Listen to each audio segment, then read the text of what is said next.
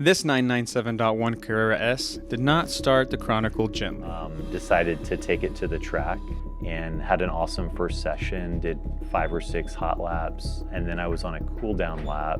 I heard a pop, the car turned off, smoke was coming out. That was it. I had to get towed off the track. From a track day failure, cracked case, spun bearings, it is now ready for a full 4.1 liter reset.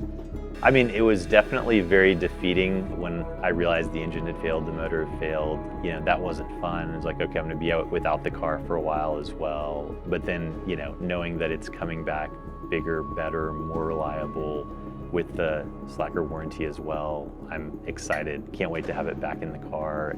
After the teardown, the plan was pretty simple. Let's replace what can't be saved, build it back stronger, and aim for that 400 horsepower goal. I thought I was a future customer. I didn't realize I was a customer this year, you know, in these last few months. For the Dyno day, Ryan actually flew in from Houston just to see it all happen in person. And honestly, he picked a pretty good day. So I got here this morning at around 9 a.m., walked in, and literally while I'm walking past the dyno room, Philip was firing up the dyno for the first time. And so I literally got to look through the little window on the side of the room and see and hear, importantly, hear the engine come to life. From there, it was pull after pull, tune after tune, watching that curve clean up and the power come in. There was a point when they were dynoing it where I could tell they were locked in, like the discussions they were having.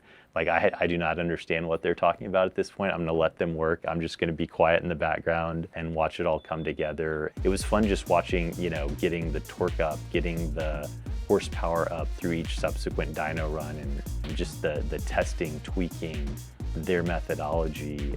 And after everything it went through, this was the moment we were all waiting for.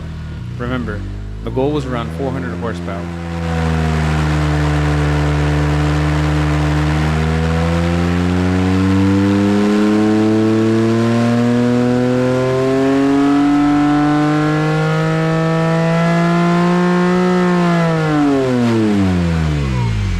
And it finished at 406.6 horsepower and 347.6 foot-pounds of torque.